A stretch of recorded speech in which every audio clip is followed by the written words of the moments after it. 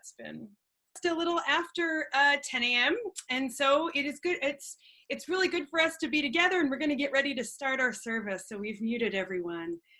We are really blessed this morning to have Theo Munson playing us some live music. So we will begin our service this morning with a prelude from Theo.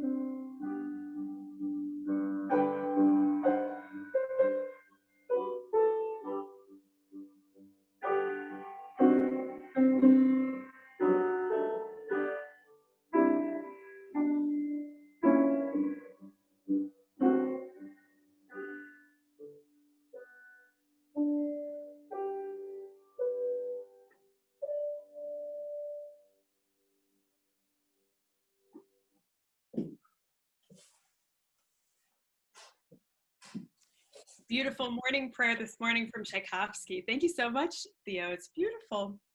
So good morning, everyone, and welcome to the First Universalist Church of Rochester, where we are called to nurture the spirit and to serve the community. Whoever you are, we welcome you here this morning. Wherever you come from, we welcome you. And whomever you love, we welcome you. And this morning, however you're feeling in your body, we welcome you here into this space. We welcome all of you. It is good to be together this morning.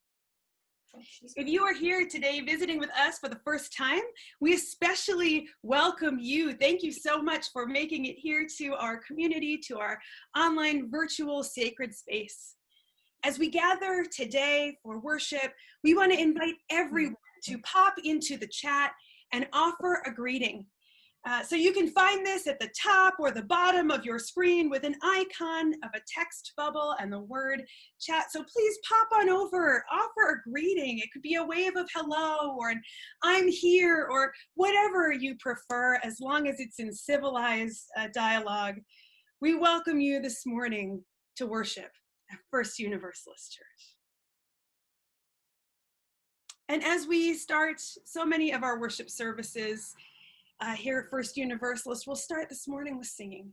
So let us join hearts and voices in singing together this morning, recognizing that even as we are singing muted in our own homes, we are creating a song across our city of Rochester, the country, and the world. This morning's hymn is hymn number 1045, There is a Balm in Gilead. This is a spiritual, coming out of the African American tradition and offering a balm for whatever aches you this morning. So let us sing together hymn number 1045, There is a Balm in Gilead.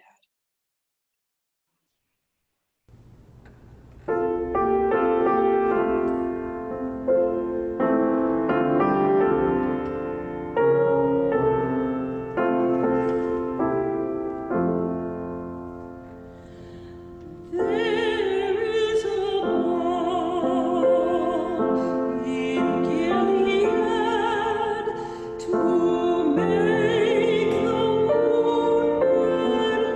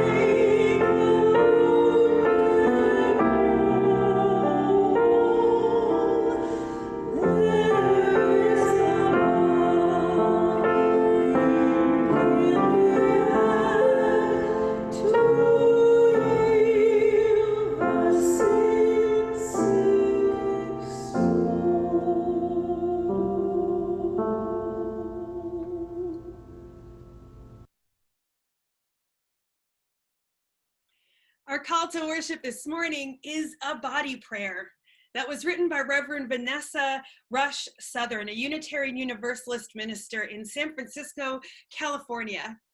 You can do this body prayer wherever you are, seated or standing, however is most comfortable to you. This morning, I'm going to run through this body prayer 3 times. The first time with some extended instruction, the second time with less instruction, and the third time in silence. And to demonstrate and to lead you through it, I'm actually going to step back from my computer a bit so you can see the motions for this prayer. So please join me as you feel comfortable. So I will invite you to start in a centered place, placing your hands here over your heart and just taking a moment to get in touch with and to ground in your heart and in the state of your heart in this moment. You will then reach up to the sky, to the expanse beyond, to the wonder and to the awe, to what is beyond us in this moment. I invite you now to reach out your hands alongside you, to just reach out and hold the abundant blessings of this day. Stretch out your arms as wide as you can and just hold them here. And if you just hold them here for a second, you can feel some of the weightiness of the blessings, the abundant blessings of this day. I'll invite you now to turn your hands around, to scoop down and scoop through the abundant blessings of this day and to bring them back up and hold them close here just for a moment. And then I'll invite you to reach out your hands, to open yourself, to present yourself just as you are to this day. Nothing more is needed or required of you but to just show up as you are. So we will return back to that centered heart space. We will reach up to the expanse beyond. We will reach out to hold the abundant blessings of this day. We will scoop our arms down and hold these blessings close to our hearts, as close as we dare. And we will open ourselves up just as we are to this day.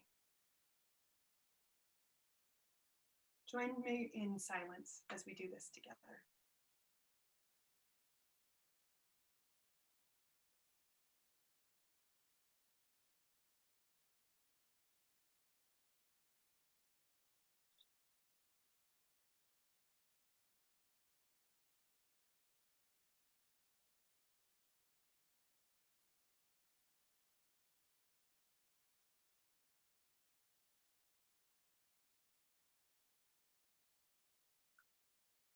Come, my friends, come, let us worship together this morning.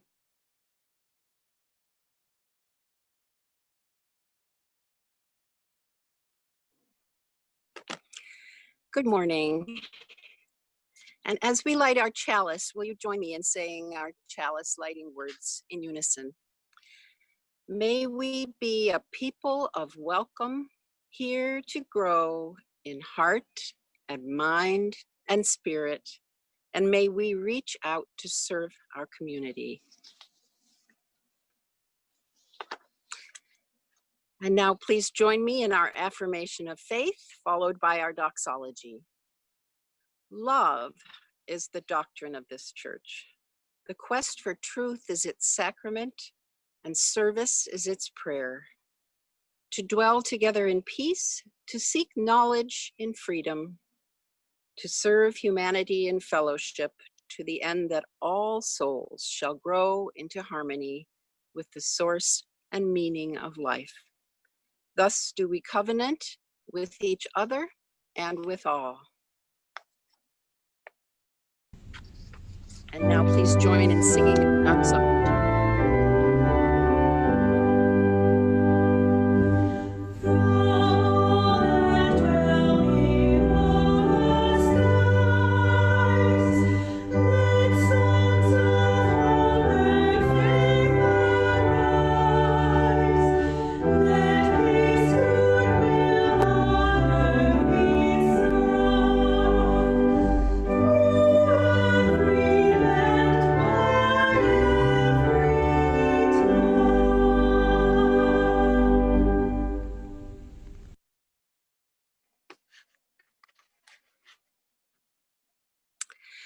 This religious community exists by its mission as a fire exists by burning. But a fire can't burn without fuel. And it is the time, the energy, the imagination, the vision, the creativity, the compassion, the love, and yes, the financial support of the members and friends of this church body that fuel our mission to nurture the spirit and serve the community. Your support, the free and generous support of each and every member and friend of this church body, this church community, is what fuels our mission. Without your support, the flame of justice, community, and love would not burn as brightly, would not warm our hearts and be a beacon in a world of division and fear. Please give generously to support our church and its mission. You can copy and paste the link in the chat to give online, or you can send a check into church. Thank you so much for your generosity. The offering will now be given and gratefully received.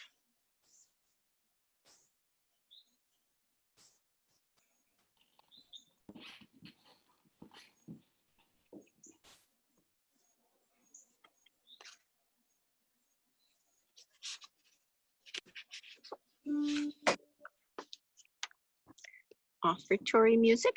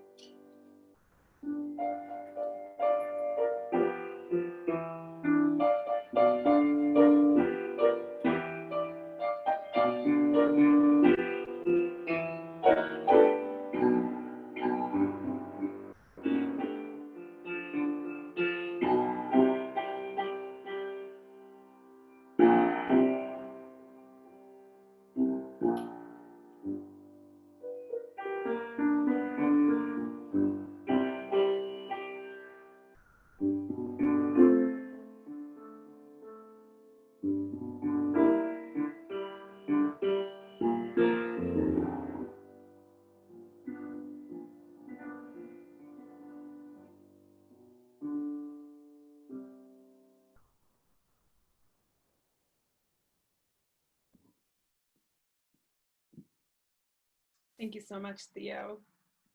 I want to invite you now into this reverent time of sharing in the joys and the sorrows of this gathered community.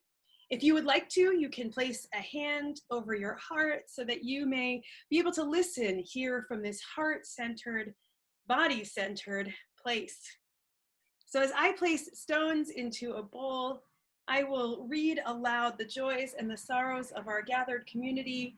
And also all are invited to please share your joys and sorrows in the chat that we may hear from the community gathered here. This morning we lift up a joy from Bill Elwell, and I'm assuming from Becky as well, that Bill and Becky Elwell are celebrating 57 years of marriage on July 27th, tomorrow. So congratulations, Bill and Becky. We also hold in our hearts a sorrow from Norma Sitnick. Please keep her brother-in-law in your thoughts as he is preparing for radiation treatment for mouth and neck cancer.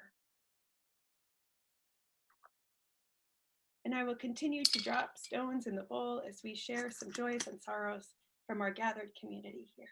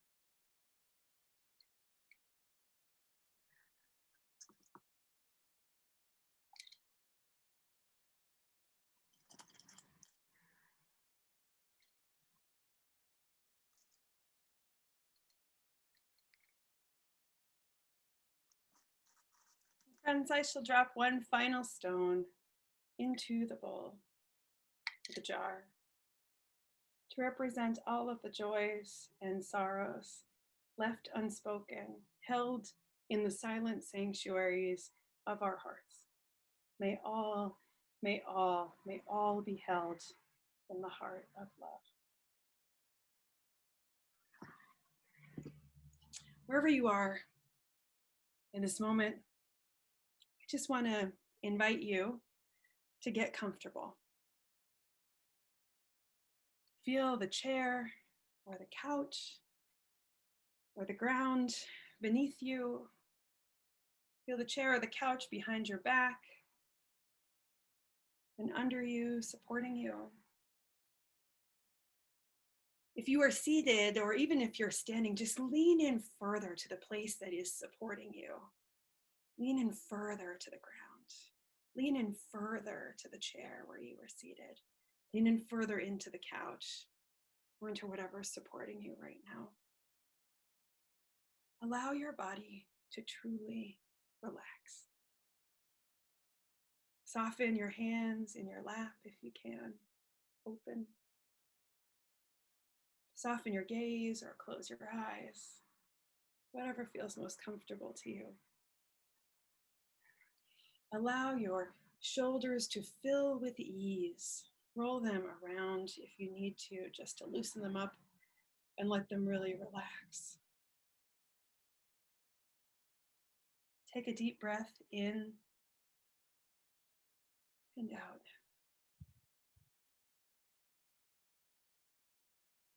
And just take a moment to notice if there is any tension you are holding in your body, and just take another deep breath there specifically. Focus on that place and release any tension that you are feeling in your body. Do your best to truly relax. Our bodies deserve this. They have been working so hard. Let this be a prayer for our bodies. Thank you. Thank you for the moments you have shown up for us, for the ways you have carried us through each day, for the moments when you have protected us or gotten us out of a situation we needed to physically leave, for the times when we have taken you to the limit and you still continued. Thank you. Thank you for these hands and feet, these parts of us we rely upon to get the work of living done, these parts that get us from one place to another. Thank you for these legs and arms working in tandem, sometimes seamlessly, for the weight they have carried and held. Thank you for these shoulders, bearers of much, connectors and holders too. Thank you for our bellies. No matter how hard or how soft, thank you for the ways they have nourished us. Thank our bellies for the gut instincts that tell us so much. Thank you for our heads, holders of expression and emotion, encasing much of our intelligence and the deeply important parts of our bodies that we need to think. Where else in your body deserves some special gratitude? Let's just hold a brief moment of silence to just express some of that gratitude for whatever part of your body just needs a little extra gratitude today.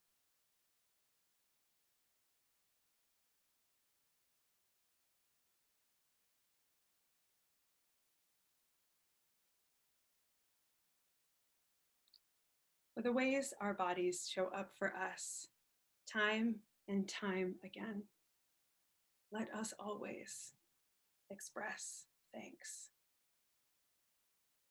Amen. Blessed be, and may it be so. And as we enter into some more extended silence together, I invite you to really take this shared moment to pay attention to your body. Really listen. What is your body telling you this morning? How can you honor the needs of your body that your body is making apparent? Let us join in sacred, if perhaps imperfect, silence together.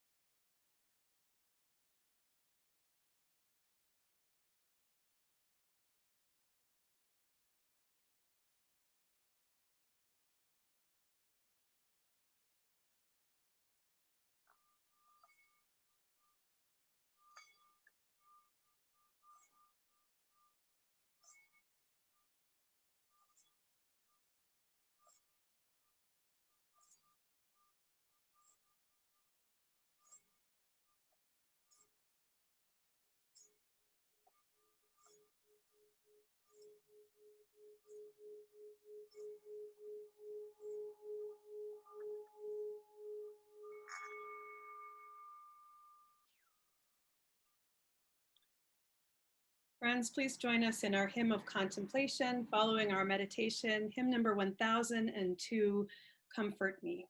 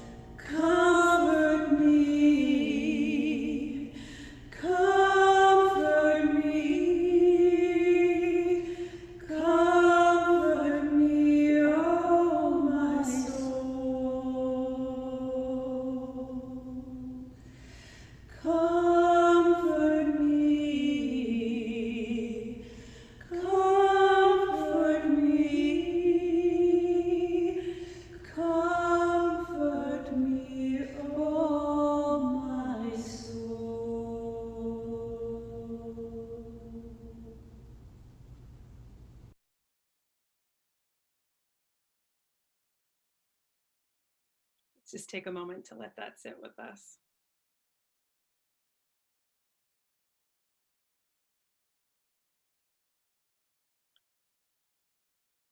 This morning's reading comes from a book called The Body Is Not an Apology by Sonia Renee Taylor. In her book, she writes so much about this concept of radical self-love. And I commend this book to you. I wish I could read you the whole thing this morning, but I just picked a section. You are not a car. Some of us, before this whole conversation about radical self-love, didn't so much hate our bodies as we engaged in them like they were vehicles, like a car we drove around. We only paid as much attention as was absolutely necessary to get the car started and to get on with our day. We put gas in the car so we didn't end up stuck on the side of a deserted highway or in the back of some backwoods road out of a horror film. We occasionally took the car to the shop if it seemed like something extreme was up. Sometimes we trashed the car, littering the passenger seats with wrappers and water bottles. Some of us went for months without visiting a car wash. We would awaken, get in our cars and go, navigating our lives while giving very little thought to our vehicles until we needed them again. This model was not sustainable. There are some key differences between a car and your body. The primary one being that should you wake up and find your car won't start, you either 1, buy a new car, or 2, find a new mode of transportation. Should you find that your body won't start, we can safely assume that you didn't wake up. To treat our bodies like cars is to essentially treat ourselves like something disposable. You, my love, are not disposable. Besides, your body wants nothing more than to be your buddy through this ride called life.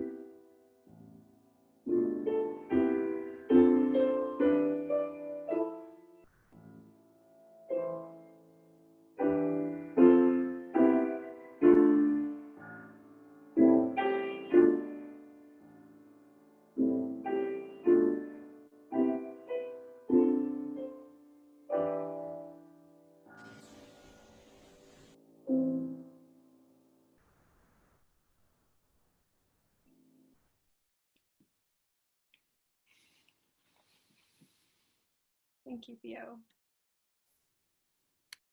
In this, our sacred space, how are you treating your body? How are you treating your body in this very moment?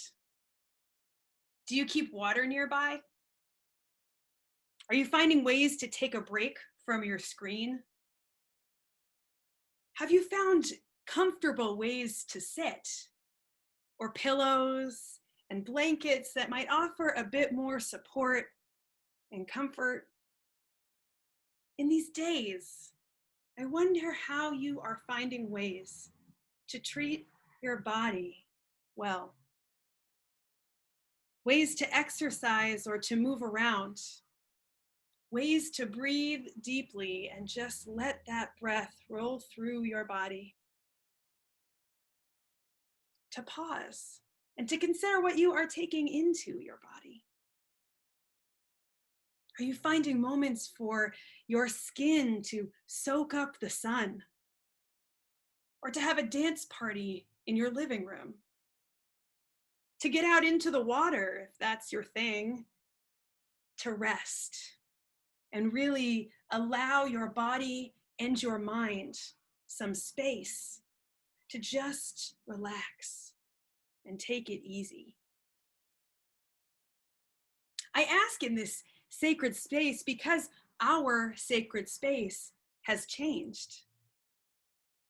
And I ask because I think this time of physically distancing and still needing to remain in our homes more only remains sustainable when we honor our bodies. I ask because we are not cars. Our bodies are not disposable. And I ask because I am concerned about you. Beloveds, this has been a different and ever-changing time to inhabit a body. And I consider it a part of my call here to help each one of us to connect our bodies with our hearts, with our minds, with our spirits, to really invite us to be present in our bodies, to learn with you all what it looks like to be a human having an embodied experience. Ministry and religious communities have not always been this way. Ministry and religious communities have not always focused on the heart, mind, body, spirit connection. I remember I took a trip to the historic King's Chapel in Boston, Massachusetts, one of our beautiful old Unitarian churches. The church is so old. It still has founding members buried in catacombs in the basement. When you take a tour of the place, the tour guide brings this huge flashlight so you can look into some of the catacombs. Talk about a different kind of embodied theology, right? Being buried in the basement of the church. But most of all, what I remember from my trip there for Sunday morning services was the seats. Oh, goodness. The pews are still the old box style with these doors for each box to enter, left over from the days when we would charge families by the pew to become members of the church. The good folks at King's Chapel had provided us with at least a bit of cushion, but the backs of the seats went straight up. The cushions still left you a bit numb, and you were grateful, I was grateful, for moments to rise in body or in spirit, to sing a hymn, or just to get a bit of a break. We have not always been the best about honoring our bodies in our religious communities. Historically, our churches have been more concerned with matters of the mind than matters of the heart. The focus has not been on comfort for the body. And for many generations, we have not been very good about acknowledging bodies' different abilities, sharing the expectation that each person could and should sit and stand quickly with ease. In some churches, not usually in Unitarian Universalist ones, but in some churches asking folks to kneel at different times during the service. I ask you about the state of your body in this sacred space because we have some ways to think expansively about how to physically be here when we are not limited to a pew.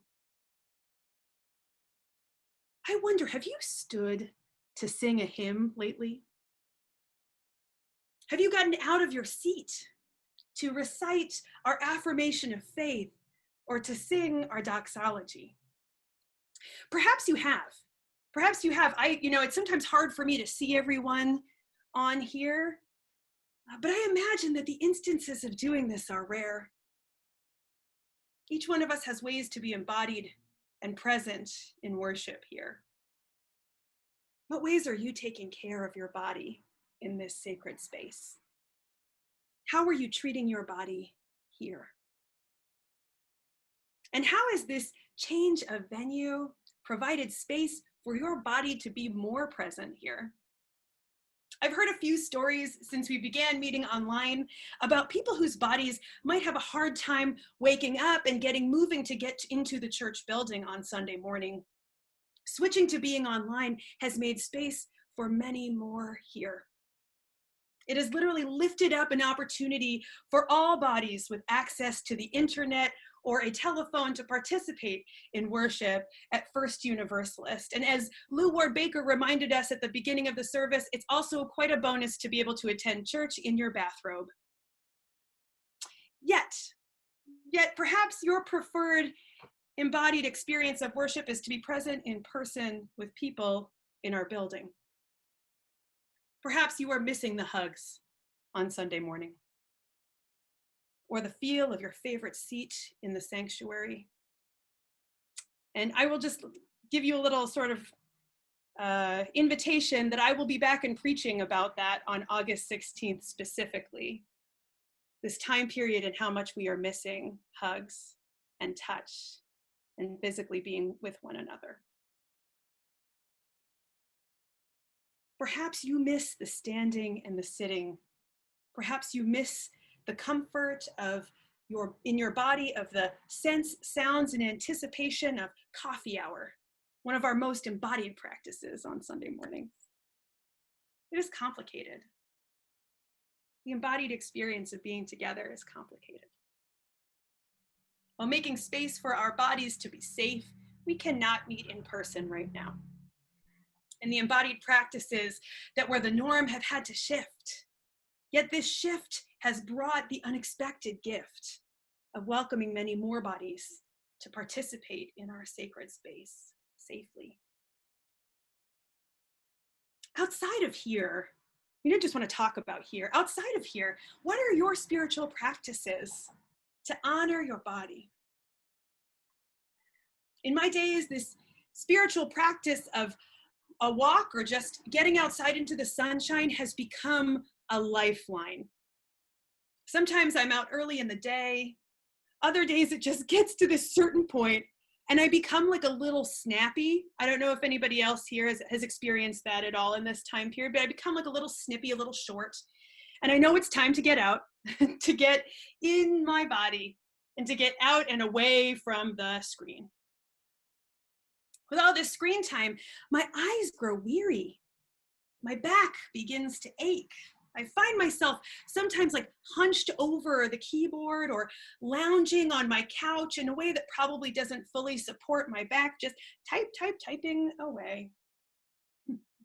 Have you been there too? I imagine many of you have.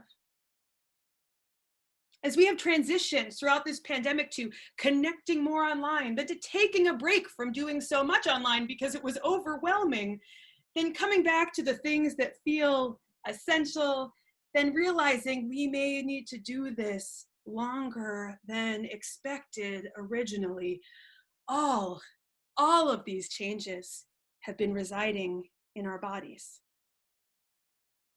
All of the fears around perhaps loved ones getting sick, around us ourselves getting sick, have resided in our bodies, been residing in our bodies. And there have been moments during this pandemic when it feels like my body is screaming for a walk outside, or aching for a hug from a friend, or just needing some rest. Because living through a pandemic is hard. It takes work. It feels less and less easy to ignore my body. It feels more and more like our bodies, along with our hearts and spirits and minds, are precious and essential. The only parts of us that we have to get through this pandemic, to survive. I wonder what practices you might be engaging in anew, or just a little extra from before to honor your body. I wonder what practices are helping you to remain present in your body, present to the soreness, the stiffness, the spaces of limber motion, times when your body feels expansive and ready to move, and times when your body just needs to be still. One of the saving graces for me in this time period has been following an Instagram account. They also have a blog called The Nap Ministry. Trisha Hersey, the Nap Bishop, works with a team of folks to encourage us to unplug from the grind of capitalism, to unplug from the achievement and perfectionism of white supremacy culture, and to just take the time to rest. In one of the NAP Ministries entries from July 17th, 2020, they wrote, "How is your rest practice going? Did you daydream yesterday? Will you nap today? Are you rebuking the obsession to be productive during a pandemic? Are you making space to grieve? Will you show yourself grace today?" To rest, she teaches us, is to make space for the grief, the daydreams, for the grace. Who knew how much was made possible just by sitting still, taking a break, taking a nap, or even just taking a moment to look off at some distant point for an extended moment? We must honor where our bodies are. We must honor them because they are not replaceable. They are our homes. Our bodies are worthy of our love and attention. They are worthy of our care. Our bodies are worthy of our acceptance. And I feel like I just need to make one more final point.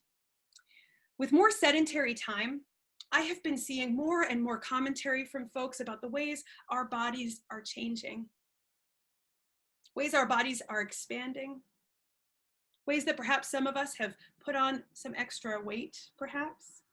And I wonder what it would take for each one of us here to just accept our bodies as they are right now. Not making promises to do X, Y, and Z thing to change them in the future. Not with any caveat about the commitments we will make to lose weight or to go on a diet or whatever. Our bodies are worthy of our acceptance just as they are in this very moment. Our bodies are worthy of our acceptance because they are ours. Because holding contempt for our bodies at a larger size does violence to our spirit and to our own bodies.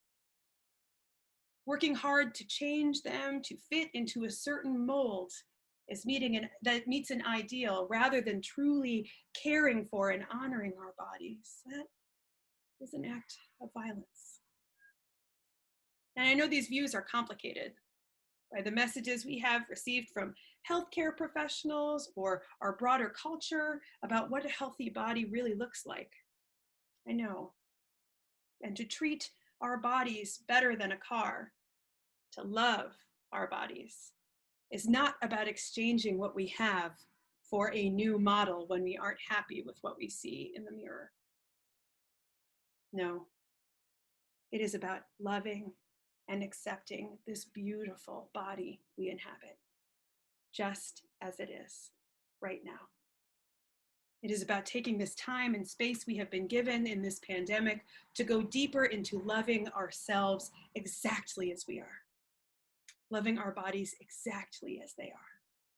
Now is our chance to dig deeper and to let go of the notion that we should be any different than we are in this very moment. Beloveds, dear ones, I am wishing you days of honoring what your body needs. I'm wishing you moments of sweet acceptance and deep love for your body. I'm wishing you practices that help you better be here in this body that you inhabit. And I am wishing you time to care for and to honor your body in this, our shared sacred space. Amen. Blessed be, and may it be so. Our final hymn this morning is hymn number 86, Blessed Spirit of My Life. And we just invite you to remain muted and sing out joyfully from home, again creating a collective song from wherever we find ourselves.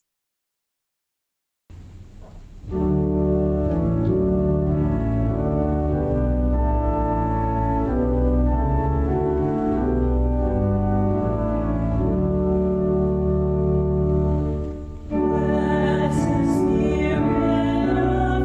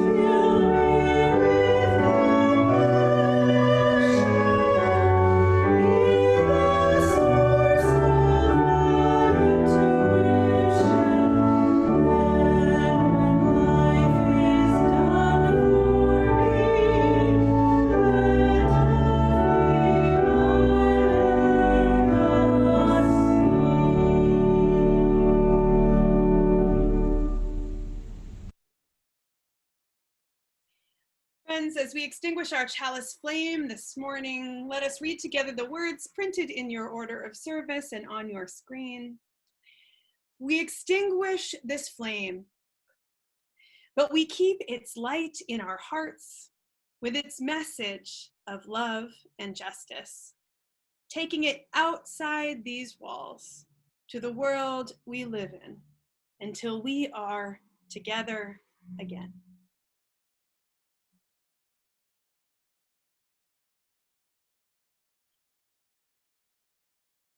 Friends, when we were choosing these words to extinguish our chalice flame, and they end with, until we are together again, we had no idea how long it would be until we are physically together again. But let us take a moment to celebrate our connections here in this sacred space with this embodied practice of reaching out our hands to connect to each other, the edge of our screens. Let us connect with each other. Let none of us feel alone in this moment. And if you are joining us by phone, please hold a hand over your heart and just think of someone that you love in this congregation.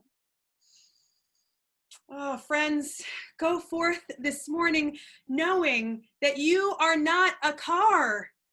Go forth this morning knowing that you have a body that is worthy of your love, your care, your acceptance, your attention.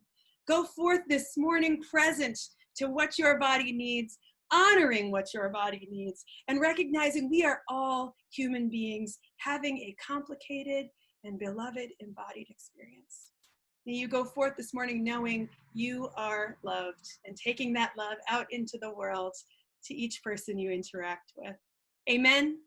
Blessed be, and may it be so. And friends, as we close our service, I'll just invite you to follow this benediction with the words, I will care for and honor my body. Please join us in typing these words into the chat together as we enjoy a beautiful postlude from Theo Munson.